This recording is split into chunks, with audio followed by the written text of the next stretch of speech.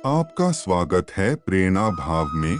मेरा आप सबसे ये अनुरोध है, इस वीडियो को अंत तक ध्यान से सुने। कलयुग की 5 कड़वी सच्चाइयाँ जिन्हें भगवान श्री कृष्ण ने पांडवों को बताई थी और आज वही हो रहा है। महाभारत के समय की बात है। पांचों पांडवों ने भगवान श्री कृष्ण से कलयुग के बारे में चर्चा की और कलयुग के बारे में विस्तार से पूछा और जानने की इच्छा जाहिर की कि कलयुग में मनुष्य कैसा होगा, उसके व्यवहार कैसे होंगे और उसे मोक्ष कैसे प्राप्त होगा। इन्हीं प्रश्नों का उत्तर देने के लिए भगवान श्री कृष्ण कहते हैं,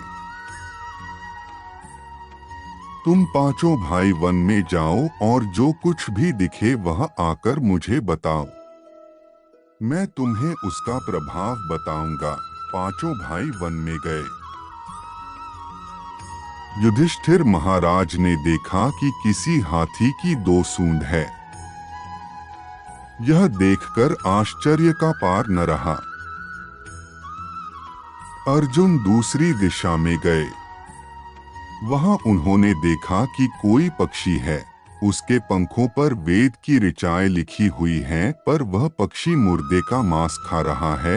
यह भी आश्चर्य है। भीम ने तीसरा आश्चर्य देखा कि गाय ने बछड़े को जन्म दिया है और बछड़े को इतना चाट रही है कि बछड़ा लहूलुहान हो जाता है। सहदेव ने चौथा आश्चर्य देखा कि 6-7 कुएं हैं और आसपास के कुओं में पानी है, किंतु बीच का कुआं खाली है। बीच का कुआं गहरा है, फिर भी पानी नहीं है। 5वें भाई नकुल ने भी एक अद्भुत आश्चर्य देखा कि एक पहाड़ के ऊपर से एक बड़ी शिला लुढ़कती लुढ़कती आती और कितने ही वृक्षों से टकराई, पर उन वृक्षों के तने उसे रोक न सके। कितनी ही अन्य शिलाओं के साथ टकराई, पर वह रुक न सकी। अंत में एक अत्यंत छोटे पौधे का स्पर्श होते ही वह स्थिर हो गई। पांचों भाइयों के आश्चर्यों का कोई पार नहीं। शाम को वे श्री कृष्ण के पास गए और अपने अलग अलग दृश्यों का वर्णन किया। युधिष्ठिर कहते हैं, मैंने 2 सूंड वाला हाथी देखा तो मेरे आश्चर्य का कोई पार न रहा। तब श्री कृष्ण कहते हैं, कलयुग में ऐसे लोगों का राज्य होगा जो दोनों ओर से शोषण करेंगे, बोलेंगे कुछ और करेंगे कुछ। ऐसे लोगों का राज्य होगा। इससे तुम पहले राज्य कर लो। अर्जुन ने आश्चर्य देखा कि पक्षी के पंखों पर वेद की ऋचाएं लिखी हुई हैं और पक्षी मुर्दे का मांस खा रहा है। इसी प्रकार कलयुग में ऐसे लोग रहेंगे जो बड़े बड़े पंडित और विद्वान कहलाएंगे, किंतु वे यही देखते रहेंगे कि कौन सा मनुष्य मरे और हमारे नाम से संपत्ति कर जाए। संस्था के व्यक्ति विचारेंगे कि कौन सा मनुष्य मरे और संस्था हमारे नाम से हो जाए। हर जाति धर्म के प्रमुख पद पर बैठे विचार करेंगे कि कब किसका श्राद्ध है। चाहे कितने भी बड़े लोग होंगे, किंतु उनकी दृष्टि तो धन के ऊपर, मांस के ऊपर ही रहेगी। ऐसे लोगों की बहुतायत होगी जो परधन को हरने और छीनने को आतुर होंगे और कोई कोई विरला ही संत पुरुष होगा। भीम ने तीसरा आश्चर्य देखा कि गाय अपने बछड़े को इतना चाटती है, बछड़ा लहूलुहान हो जाता है।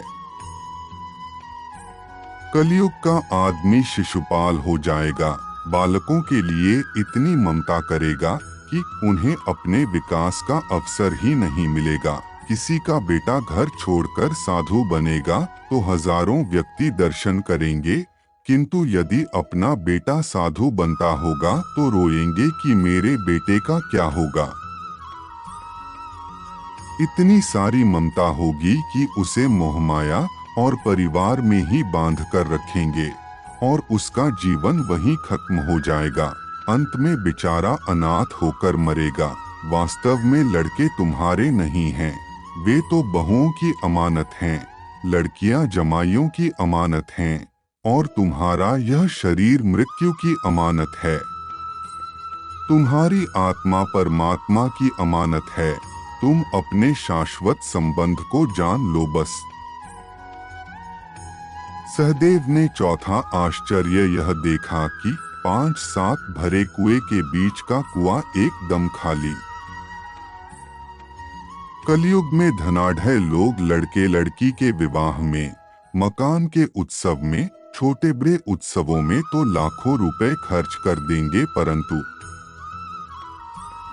पड़ोस में ही यदि कोई भूखा प्यासा होगा तो यह नहीं देखेंगे कि उसका पेट भरा है या नहीं। दूसरी ओर मौज मौज में शराब, कबाब, फैशन और व्यसन में पैसे उड़ा देंगे, किंतु किसी के 2 आंसू पोंछने में उनकी रुचि न होगी और जिनकी रुचि होगी उन पर कलयुग का प्रभाव नहीं होगा, उन पर भगवान का प्रभाव होगा। 5वां आश्चर्य यह था कि एक बड़ी चट्टान पहाड़ पर से लुढ़की।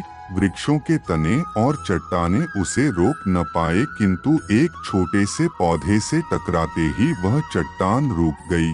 कलयुग में मानव का मन नीचे गिरेगा, उसका जीवन पतित होगा। यह पतित जीवन धन की शिलाओं से नहीं रुकेगा, न ही सत्ता के वृक्षों से रुकेगा, किंतु हरिनाम के एक छोटे से पौधे से, हरि कीर्तन के एक छोटे से पौधे से मनुष्य जीवन का पतन होना रुक जाएगा। दोस्तों, आपके कीमती समय के लिए प्रेरणा भाव के तरफ से आपका धन्यवाद। जय श्री कृष्ण।